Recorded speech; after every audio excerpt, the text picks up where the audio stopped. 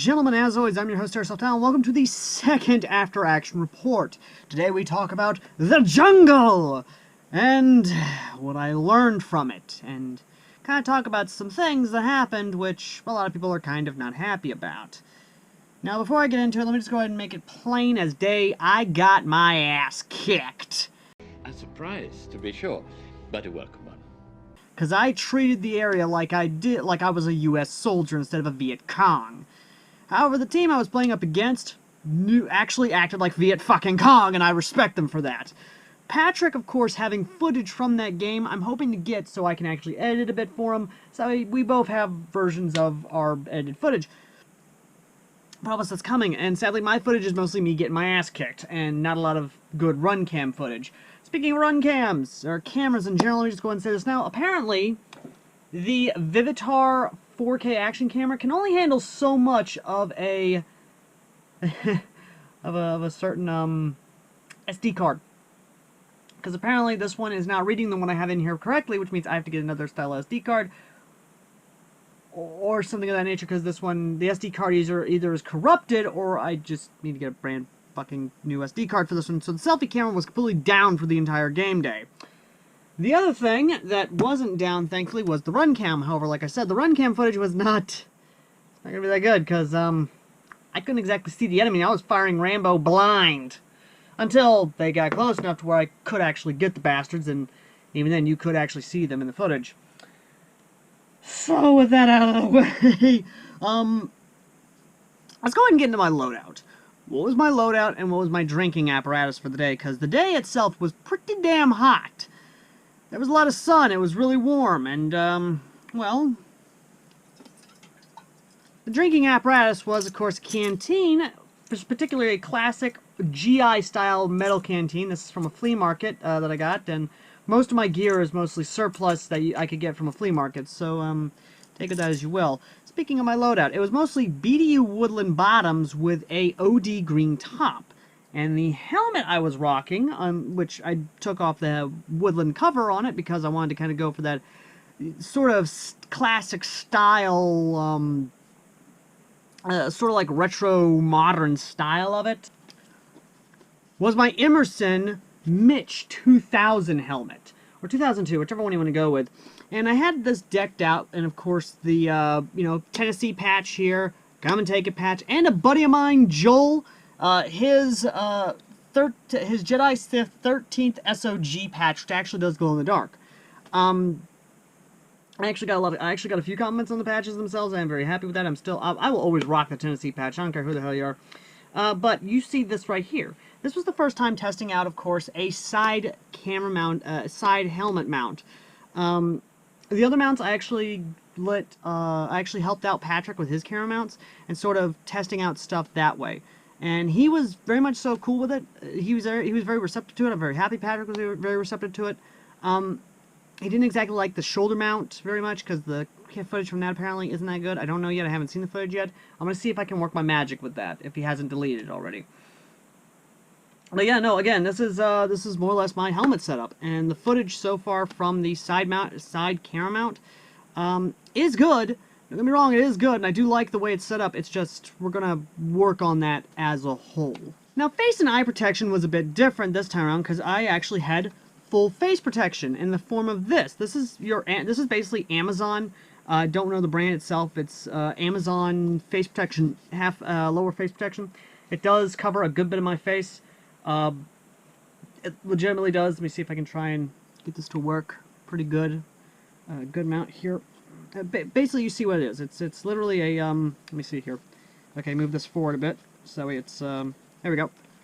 It literally covers that bit of my face, and I have this soft bit right here that covers my sides here, which this actually was a fucking godsend, because I kept getting lit up in the fucking face so many damn times, I'm not even joking.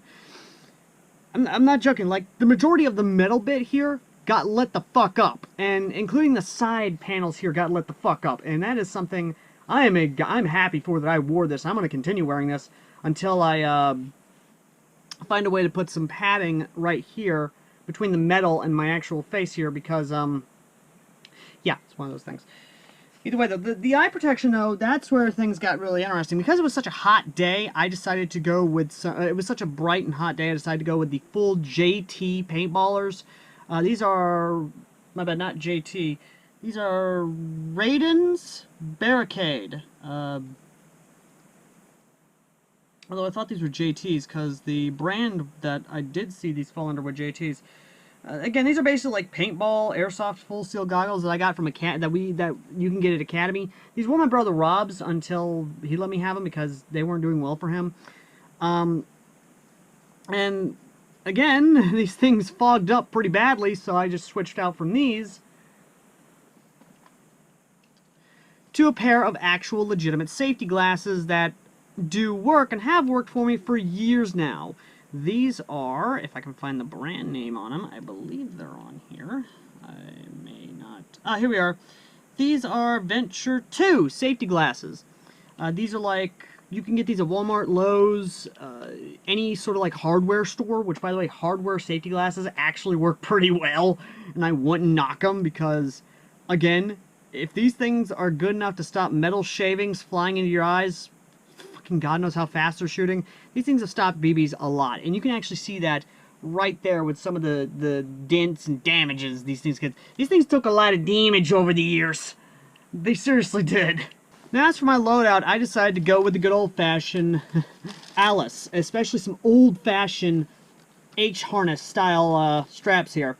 Now, I decided to go with Alice because, really, I like Alice. I'm a sucker for it.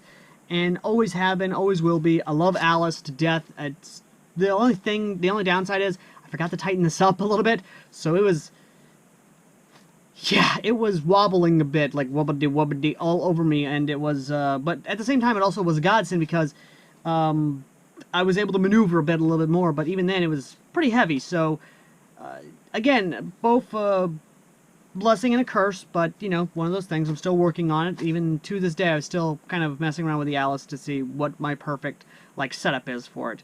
But the holster I was using for my pistols was the M10 Holster. Definitely do like that. It was definitely, again, a godsend. Now, I did have a shovel on here. I did have an E-tool on it because I did tell people that they could dig in the land. I never used it. I never dug in it because I was too busy getting shot at from fucking VC everywhere. Alright, you made it this far into the video, and you're probably asking, what were my guns? Well, sidearm-wise, I was rocking the BR-45, which apparently is based off of an Italian pistol. This is a non-blowback CO2, stick magazine fed. I was running .25 BBs through the entire game. But you're not caring about the sidearm. What you're caring about is what were my main guns. Well, before I get into the main guns, I actually posted a poll up on the channel asking you guys what main guns you actually want me to run. The options were Magpul, Sleeper, Springer, Bullpup. Now, those were the 4 options there. Oh, yeah. No, I forgot AK as well. I forgot the AK option. And you guys basically voted for it. Now, what were the things for those? Because a lot of people actually did ask me what I was going to run if either one was going to win. The obvious one, which was Magpul, was going to be my Magpul Pts M4 full, basically full stock carbine. This is one that I've worked on for years. I have been working on. It's now in a combat machine body. It was in a 30th anniversary body. I love the combat machine look. I love the way it is. I'm hoping to get a Type 4 inner barrel in this sucker and just be able to get a Magpul extended mag release on here. But again, as well as a PTS style fire selector on here as well. But again, I absolutely love this gun, and it is just so much fun. I really do love it. It is a front-wired gun, which I know everyone's going to groan at. I can't really do anything about that. So I usually have this huge, like, retro-style PEC box on the front of it all the time for running batteries out of it.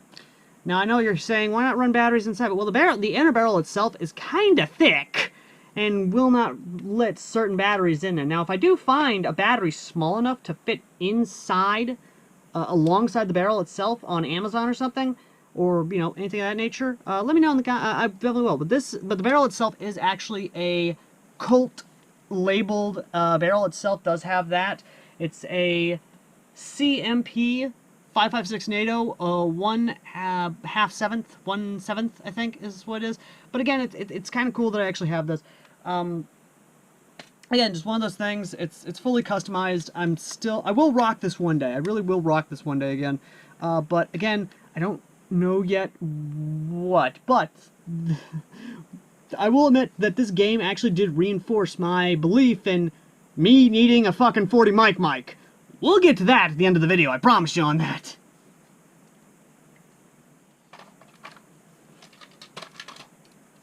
Now, the sleeper itself was, of course, this, and you already see this, you already have questions.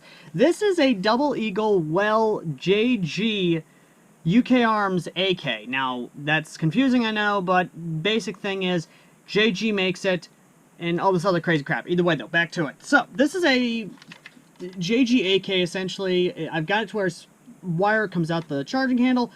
The peg box is going to be here. I have a rail here for cameras and stuff. And again, it's just one of those things of, yeah, it was going to be one of those.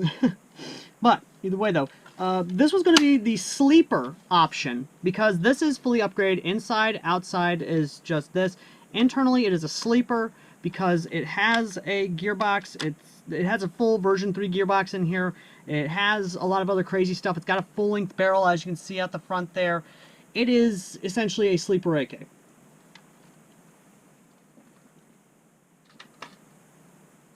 Now, the spring option is where things was going to be fun. The spring option was, of course, my fully modified, straight pullback bolt action M14 by AGM.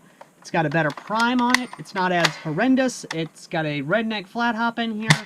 Better spring. It is really, really good. And it would have fit the Vietnam feel if this thing won the vote. It did not, though.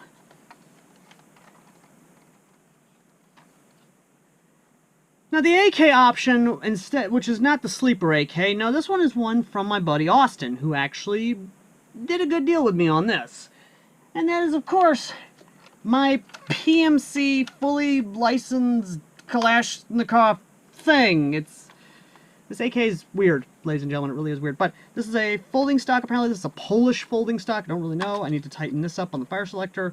But, yeah, no, again, this is essentially the AK itself, and the 20 round is on there because YouTube compliance, and the video probably got demonetized because of the sleeper AK, but either way though, this was going to be the option for the, you know, the AK essentially, what would have been, again, a lot of stuff happened and it didn't make the cut, but this would have been really cool, and if I had gotten a drum mag, this would have a bipod on here, and I'd be running this like a folding stock, like infantry machine gun, essentially, like a IAR, an infantry automatic rifle. But again, didn't win the game. It didn't win, so yeah, sorry about that.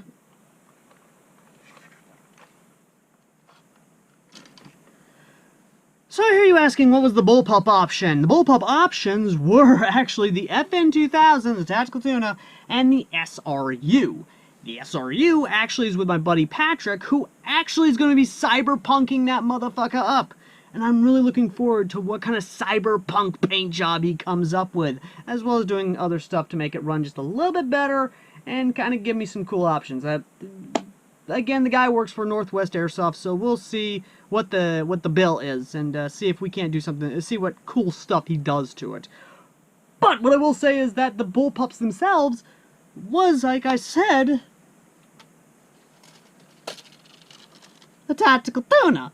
And I had the suppressor on here because, I'm sorry, I'm not going to take this in there without the suppressor, which, would be great for urban combat, but for woodland combat, not so much. The ACOG I did have on here, not so much either. How to put this politely? This thing got caught on fucking everything. The suppressor got caught on shit, the fucking ACOG got caught on shit, the gun itself got caught on shit, all my gear got caught on shit.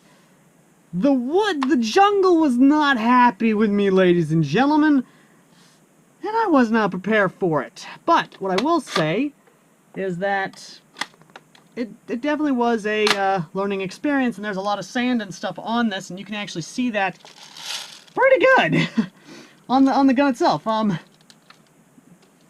of that, though, the maneuvering, the handling of both this and the SRU definitely handled... The SRU handled a lot better because it was a lot lighter than the FN2000. And that alone kind of gives it that bit more, I don't want to say pedigree, but it definitely added a lot more to it, and I'm definitely happy with how well everything it worked. Now, what I learned from this is that the jungle itself, for one, helmet, while yes, a good thing, need to have a much more maneuverable helmet, to say the least.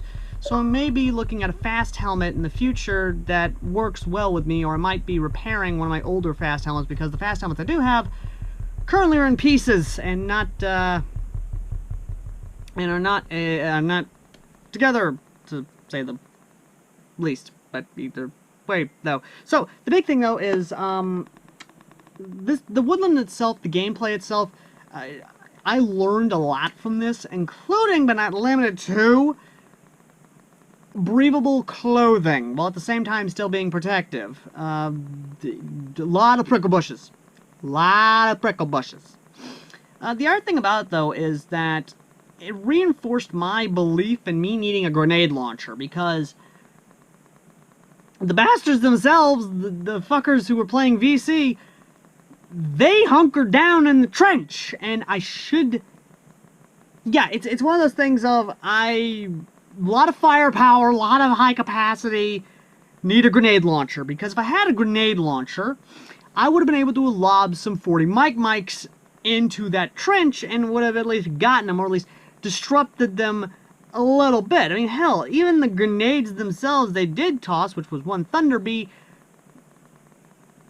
yeah. But after I realized that playing offensive didn't really work out, I started playing sneaky. I started playing like a VC. Basically hid in the tall grass and wait for him to come out and basically make the tall grass start speaking Vietnamese. But in any case, there was a fun moment that I do have on camera that I'm not going to show here. I'm going to wait till I get the gameplay edited, where I actually did play that, and I waited for all three of them to come closer to me, and even though they couldn't see me, I was able to actually light them the fuck up. And it was an interesting... It was interesting, to say the least. But what I will say is this. Playing in the jungle definitely opened my eyes up to a loadout that needs to be much more lighter, while still being protective. Being more camouflage while still being much more breathable. Having a weapon that is not only, of course, a little bit more compact, so it doesn't get caught up on the foliage and stuff, but still having the firepower I need.